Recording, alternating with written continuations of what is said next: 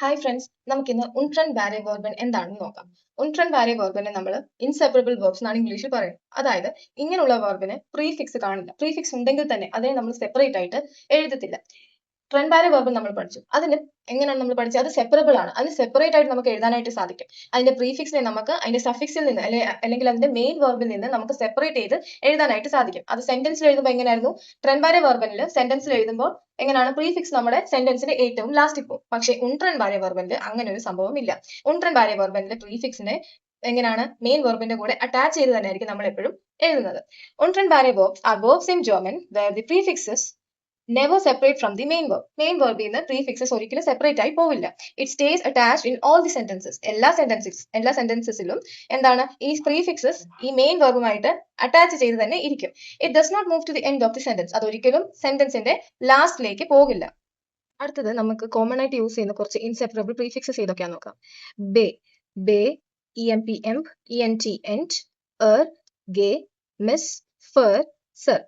ഇത് വെച്ചിട്ടുള്ള എക്സാമ്പിൾസ് ആണ് എഴുതിയിരിക്കുന്നത്. ബേ വെച്ചിട്ട് ബെക്കൊമ്മൻ, ബെറ്റ്സാലൻ, ബെസൂഖൻ, എംപ് വെച്ചിട്ട് എംഫെലൻ, എൻറ്റ് വെച്ചിട്ട് എൻറ്റ്ഡെക്കൻ, എൻഷൈഡൻ, വെച്ചിട്ട് എർസേലൻ, ക്ലേറൻ, റൈഹൻ, ക്ലേറൻ ആണ്, ഗഹ്യോറൻ, മിസ് ഫസ്റ്റേഹൻ, ഫർ കൗഫൻ, ഫർഗസൻ, സെർസ്റ്റ്യോറൻ.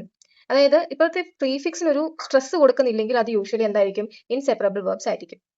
ഇനി നമുക്ക് കോമൺ ആയിട്ട് യൂസ് ചെയ്യുന്ന കുറച്ച് ഉൺട്രൻ ബാരെ വെർബൻ ഏതൊക്കെയാ നോക്കാം. മുമ്പ് പറഞ്ഞ പോലെ ബെക്കൊമ്മന്റെ മീനിങ് വരുന്നത് ടു റിസീവ് എന്നാണ്.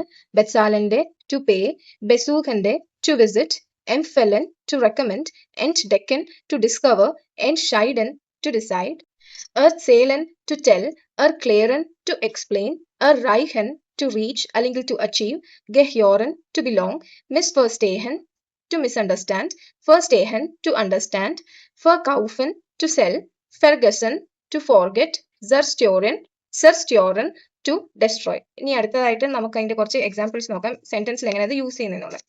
Ich habe den Namen vergessen. I forgot the name. Wir besuchen unsere Freunde. We visit our friends. കണ്ടോ, ഇവിടെ ഉൺട്രൻ ബാരെ വെർബൻ ഇവിടെ യൂസ് ചെയ്യുമ്പോൾ അത് കോഞ്ചുഗേറ്റ് ചെയ്ത് തന്നെയാണ് എഴുതിയിരിക്കുന്നത്. പക്ഷേ ഈ പ്രീഫിക്സസ് ഒരിക്കലും സെപ്പറേറ്റ് ചെയ്ത് എഴുതുന്നില്ല. ഇവിടെ ഇപ്പം ഹാവ് യൂസ് ചെയ്തുകൊണ്ടാണ് ഫെർഗസൺ ലാസ്റ്റിൽ വന്നത്. അത് നമ്മൾ പെർഫെക്റ്റ്ലി പഠിക്കുന്നതാണ്. അതുകൊണ്ട് അതിപ്പം നോക്കണ്ട. ഇവിടെ നോക്കൂ, വിയർ ബെസൂഖൻ. വിയർ ആയതുകൊണ്ട് എന്താണ് ഇവിടെ എന്തായിട്ട് വന്നു? ഇൻഫിനിറ്റീവ് ഫോമിലാണ് വന്നത്. ഇവിടെ നോക്കിയേ, erzählt eine Geschichte. He tells a story. ഇവിടെ erzählt എന്നുള്ളത് എർസെയിലിന്റെ കോൺജുഗേഷൻ ആണ് ഇവിടെ വന്നേക്കുന്നത്. Wir bezahlen das Essen. We pay for the food. Ich besuche meine Großmutter. I visit my grandmother. Sie versteht die Aufgabe. She understands the task.